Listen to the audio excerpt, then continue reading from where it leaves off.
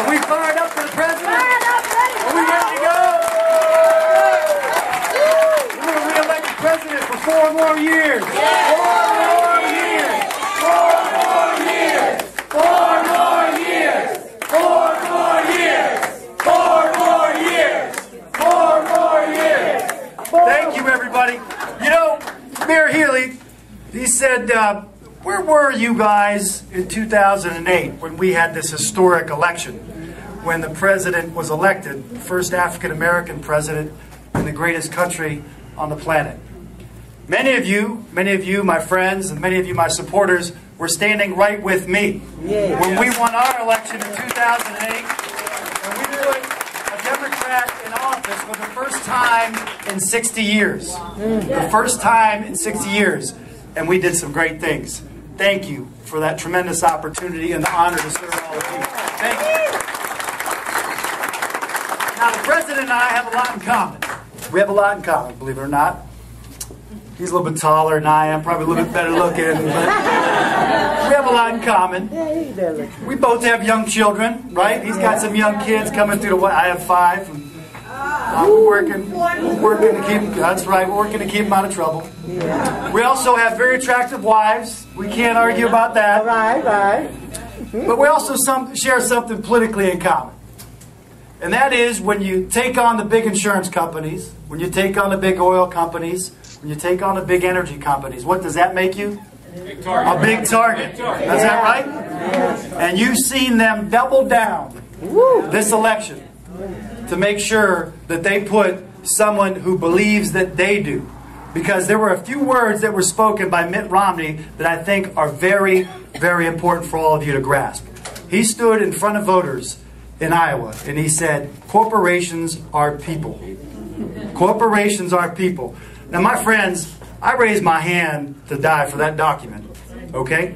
I put my life on the line for that document. Nowhere in that Constitution does it say, we the corporations of the United States of America. Nowhere does it say, we the corporations. Will have life, liberty, to pursue happiness. It doesn't say that. It says, we the people.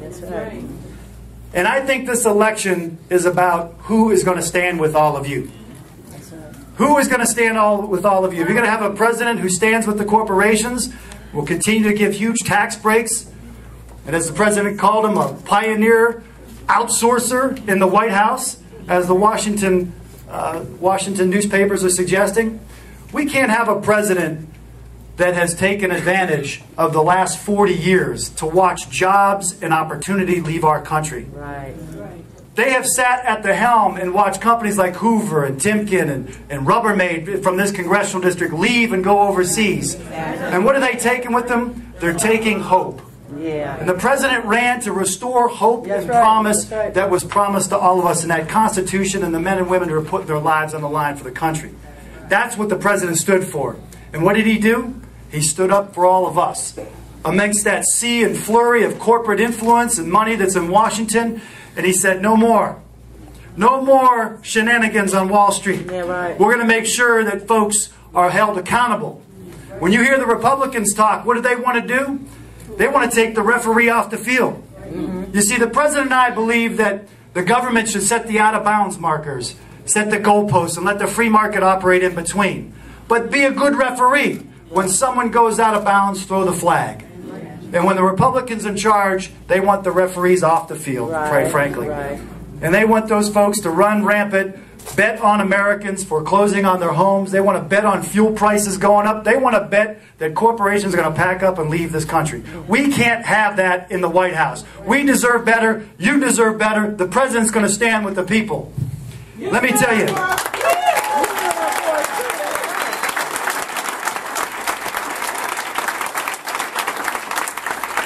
Let me tell you, when the president took over, the country, if I could use an aviation term, okay, you know, I like to fly. I like to fly. The trees were getting bigger, right? The airplane was headed toward the ground. The trees were getting bigger. And what does a good pilot do? He pulls back on that yoke. So the sky looks bigger, right? Yes. Well, the president was pulling back on that yoke to make sure that we did not hit the ground. when you had two unfunded, undeclared wars, Iraq and Afghanistan. We had two huge tax cuts that cost $1 trillion that were paid for by borrowing money from China. When we had a Medicare prescription drug program that wasn't paid for. George Bush took a $7 trillion surplus that was left to him by President Clinton and turned it into an $11 trillion deficit. Don't come here and preach to us that we weren't responsible. That we weren't responsible.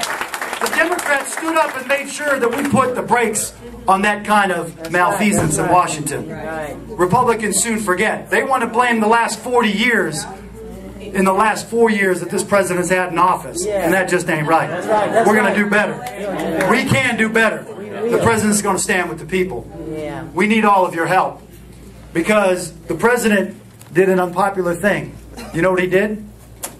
He saved the automotive industry. The auto rescue bill that went through the Congress stood up for working people. There were Republicans who were saying, this is ridiculous. We should never help the auto industry. We should let them go bankrupt. And in fact, Romney himself said that we should let the automotive industry go bankrupt. We loaned them money. They paid it back. And what do we see today? Record profits. People back to work. We're selling cars in America again. And they are made in America. Now, if we had an outsourcer-in-chief and a pioneer in outsourcing in the White House, the big three would have gone bankrupt. And we would have seen those three precious words, made in America, made somewhere else. And we can't have that, my friends. We need someone who's going to stand up with the people. And that's why we got to elect the president for 4 more years. Now, let me just talk to you for a moment about Mitt Romney. There's a little bit of a controversy going on in the last couple days here about Mr. Romney. We've seen this controversy. Mitt Romney hasn't released his tax returns like virtually every other presidential candidate has done. And I have a question for Mr. Romney when he comes to Ohio. What are you hiding? What are you hiding? Right? Well, we've seen just a glimpse of that. We've seen the fact that he's put his tax dollars in Bermuda and in the Cayman Islands. He's not only outsourced jobs, he's outsourced his tax revenue that should be helping to pave roads and bridges and keep police and firemen on the streets and make sure that we have good teachers in our schools. If you don't believe in America, you would send your money overseas, wouldn't you? We need a president who believes in America and believes in the American people. We need to make sure that the President of the United States keeps his tax dollars in the United States to make sure our veterans have everything they need to fight and return home safely, honorably, and soon. Am I right? But you can't do that when you're hiding your tax revenue in the Cayman Islands. You can't do that. And you can't help ordinary people when you don't stand up for them.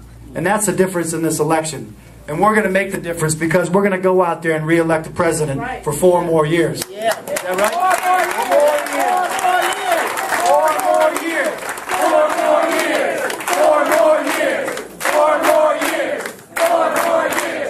4 more years. Now I have just a few more points before I close. The president's going to need some real help in Washington. Okay? You saw what they've done over the last couple years. They've tried to block, deny, just push back on everything the president has done, whether it was helping save the auto industry with the auto rescue plan or reforming Wall Street or making sure that our teachers and police and fire and nurses had the money they needed to stay on the job. That's why we got to return Sherrod Brown to the United States Senate. That's why we've got to stand up and fight to make sure Sherrod Brown is re-elected to the United States Senate. The balance of power in the Senate depends on us getting out there for Sherrod too. That's right. And that's why we have a remarkable young lady running for Congress here. Someone who I've endorsed, someone who I've known for a long, long time. Joyce Healy Abrams is going to be the right choice for the people of this district.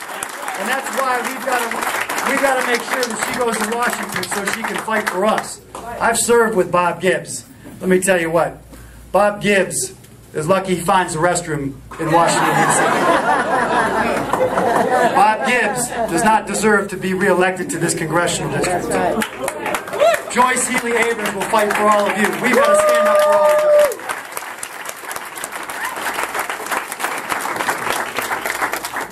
And I want to tell you about someone who's looking down on us right now. Someone who would be here if they could. A volunteer that has given all of his heart to make sure that Democrats in Stark County are elected and re-elected. Someone who worked on my campaign, he's worked on Sherrod's campaign, he's worked on presidential campaigns. A gentleman whose heart is as big as Ohio. Well, his heart failed him just a few months ago, and Don Singer went back to the good Lord. Don Singer is looking down on us right now. He wants the president to get re-elected. And I would be remiss if I didn't mention his work for all of us who are in elected office. He's helped a lot of county office holders. He's helped a lot of folks. We got to give it up for Don Singer. Thanks, Don.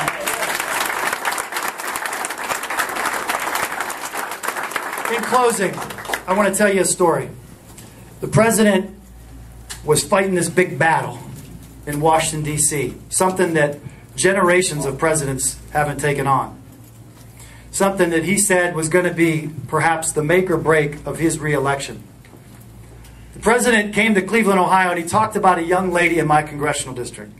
Her name was Natoma Canfield. Natoma was in a hospital room, and she was suffering from some blood disorders, and she was having tests run, and they were trying to find out what was wrong with her. But previous to that, she had had cancer, breast cancer, and her premiums on her health care insurance had gone up and up and up and up. Now, Natoma had written the president. She didn't write to me.